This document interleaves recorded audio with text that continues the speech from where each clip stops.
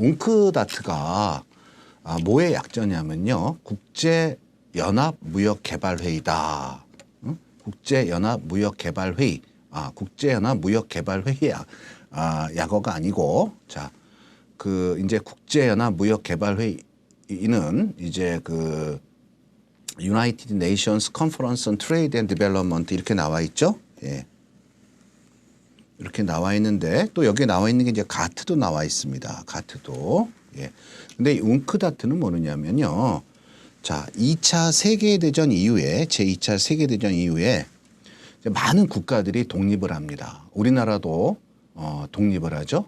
이제 일제 치하를 벗어나서 이제 1945년 8월 15일 이제 광복을 맞이합니다. 이런 것처럼 아시아와 아프리카의 많은 국가들이 2차 세계대전 이전까지 속국으로 즉 식민 국가로 남아 있다가 2차 세계대전이 종식함에 따라서 이제 많은 국가들이 이제 독립을 합니다. 자, 독립을 했는데 문제는 뭐냐면 자, 식민지 국가들이 잘 살았을까요? 그렇지가 않죠. 식민지 국가들이 되게 못 살았을 거죠. 못 살았을 겁니다. 그다음에 못 살았다는 얘기는 경제 구조 자체가 굉장히 빈약한 상황이라는 거예요.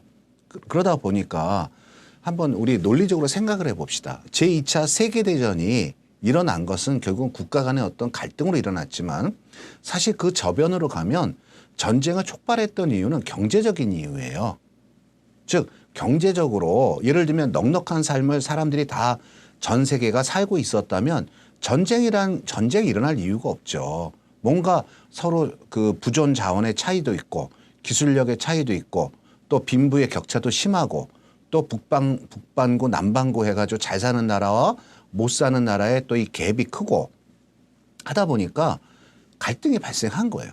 결국 그 갈등으로 인해서 결국은 그 세계 대전이 일어나게 된 건데 결국 세계 대전이라는 것은 결국은 그 경제적으로 취약한 이 지구상에 취약한 여러 특히 격차가 벌어져 있는 국가 간에 이런 것들이 다 어떻게 보면 전쟁을 촉발시키는 원인이라고 볼 수 있는 겁니다. 그러다 보니까 전쟁이 끝난 이후에 생각을 해본 거예요.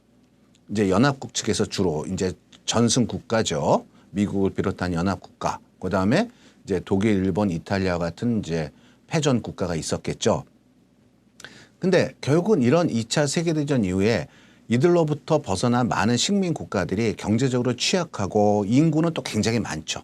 특히 전쟁 이후에 이제 인구가 기하급수적으로 늘어납니다. 그렇죠? 특히 그리고 과거로 돌아가 보면 회귀해 버리면 사실 1차 산업 중심이었잖아요. 그렇죠? 농경사회. 농경사회에서는 결국은 뭐가 제일 중요합니까? 예, 노동력이 중요하죠. 노동력이라는 것은 결국은 인구 숫자 아닙니까? 그러니까 당연히 1차 산업 중심의 사회에서는 인구를 늘릴 수밖에 없는 거예요. 우리나라도 마찬가지였고. 근데 경제 상황은 경제 구조는 취약해요. 그러니까 다 못 사는 겁니다. 자, 그래서 이런 여러 이유로 인해서 야, 이거 안 되겠다. 응? 안 되겠다. 이제 좀 저개발 국가 혹은 후진 국가들도 경제적으로 좀 뭔가 반듯해져야 전쟁 같은 위험이 좀 사라지지 않겠느냐. 이런 인식이 많이 팽배해지기 시작한 겁니다. 아까 말씀드린 것처럼 자, 지구의 북반구와 이제 북반구는 주로 선진국이죠. 그다음에 남반구는 주로 개발도상 국가.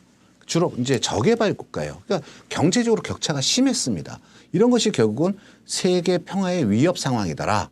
그렇죠? 자, 그래서 여러분도 알다시피 미국을 중심으로 이런 선진국들, 연합국들이 이제 이러한 문제를 해결하고자 이제 가트를 설립하죠. 자, 가트는 사실은 우리가 일전에 수업 시간에도 배웠습니다만 가트는 아주 정식적인 국제기구가 아니었어요. 약간 임시성을 갖고 있는 그렇죠? 그런 기구였어요. 그래서 이렇게 이제 가트 등 선진국 중심의 경제기구에 대한 이제 쉽게 해서 이 남반구의 저개발 국가의 반발이 있었던 거예요. 뭐냐? 야, 왜 너희들은 잘 사는데 너희들끼리만 자꾸 뭘 하겠다고 해? 우리는 뭐 아무것도 아니야? 그러니까 쉽게 얘기해서 이제 일종의 반발심이 생긴 거죠.